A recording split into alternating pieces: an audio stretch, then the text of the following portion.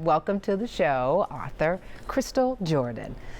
Hi there. So nice to have you here. Thank you so much for having and me. Such an interesting topic, this concept of the alpha female. If I can just go ahead and just own it. We get a lot of pushback. Absolutely. But there's always room for growth, right? Absolutely. What is an alpha female? Well, I love all the introductory names that you mentioned. She's definitely aggressive. Well, let me not start with aggressive. Assertive. Let me not start with aggressive. Let's say ambitious. She's driven.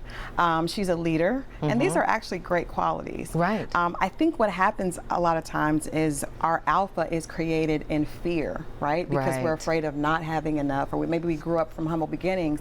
And so we learn to produce and provide for ourselves. And protect. And a lot of us saw our mothers do that. Right. We were taught, I know I was taught when I was younger, like don't rely on anyone else to do it. Make sure that you do it for yourself. Make sure you can take care of yourself. Absolutely. So that you're not on your own. And so that creates a sense of fear. And so you have this ambition, and it's driven, which is great. Being driven is an amazing thing. But if that drive comes from fear, often it can go the other way. Right. And I think that's what happens. And you can go from shining your light to burning other people with it, right? Absolutely. What did being an alpha woman look like for you? Was it driven out of fear? It was definitely driven out of fear. I grew up, like I said, in a single parent family, and I was a classic overachiever. I got straight A's. I did all the things that I thought would make sure that I did not end up in a position like that when I was older. I actually did everything and went to college, got good grades, got a job, got married, had 2 kids, and I had what I thought was the perfect life because I was driven. What everyone expects of us, even. Absolutely. And so when that marriage did not work out, I was devastated. Not only because the marriage failed, but because it seemed like I failed, and I was unable to deal with failure. Yes, indeed. I understand. Absolutely. Keep talking. We're listening. We hear you. So that hurt caused me to be extremely guarded, right? Because I didn't want to experience that type of hurt again. Absolutely And not. so I built up these walls around myself, and I also consumed myself with work. And I think a lot of women, we see there are so many successful, especially women of color, doing amazing things in the workplace. But you also heard what we hear a lot. Oh, you're too much. You're too bossy. You're too controlling. Absolutely.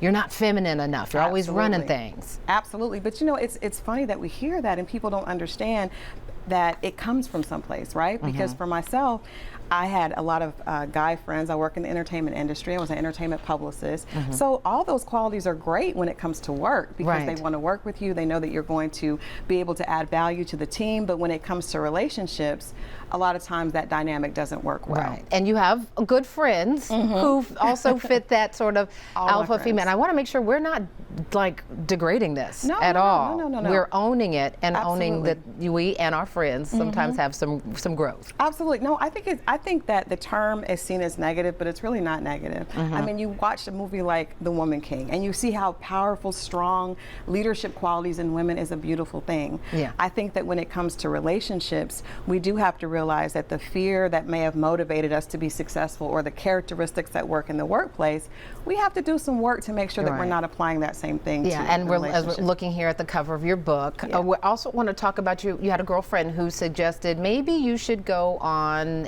Fix My Life with Iyanla Vanzant, inspirational author and speaker. Here's your girlfriend. Yes, Miss Shanika. So we were basically both career women, and you know, we have that, she's like a little sister to me. And at one point, I was like, I'm done with dating. I'm over it. Work is something that I feed into. I know I'm guaranteed to get something back from it. Right. But dating, it wasn't. And so I told her I was done with dating, and she said, Christal, I don't think that's a good idea. And I said, no, it's fine for you. And she said, well, I think we should go on this show. I think maybe it's us. And there were some things you learned about yourself on that show that you say kind of transformed your life. Absolutely. Ultimately, you're married now. Married again. Absolutely. Well, really, What was the biggest shift? The biggest shift was me hiding behind work. Right? It was me leading with work. It was me going to bed with my laptop and feeding into... In the bed with you? Why are you telling my business? Oh my goodness, yes. In the bed, but that was my whole life. I would show up for dates with 2 phones and be very, and it wasn't from a place of trying to make anyone feel less than. Right. But work was really, that was my biggest consumption, right? Yeah. And I wasn't really taking care of myself. I wasn't balanced for myself. So I don't think that we're not looking at this like like the man is the prize or the relationship is the prize. Right. The message in this is really that women need to be more balanced. So tell me, in that balance, tell me about your husband, the man you ended up marrying. Yes. Alpha male as well? Alpha male as well. So what was the difference? The difference was, number one, I stopped judging him so harshly, because usually I had this long list that you could scroll through on my phone, and I had look at this. Absolutely beautiful, your but wedding day. I had to give him the same grace that I would wish that he would give me, right? And so it was basically taking myself a little bit back from that list and then allowing myself to be vulnerable. I had gotten to the place where I did not enjoy the feeling of not being in control. Right. And we don't have a guarantee when it comes to love. You're not that it sure will how work. that's going to, what that's So going to you look have like. to be willing to take a chance and put yourself out there. So when you look at this photo of you coming down with all of your wedding day swag. This is an example of Christal. Different woman. Not able. Well, I was still working. I was actually like headed to the wedding and still working, which is an example of what was wrong with me at the time. And it's a process. I don't think so. I was working growth. on it.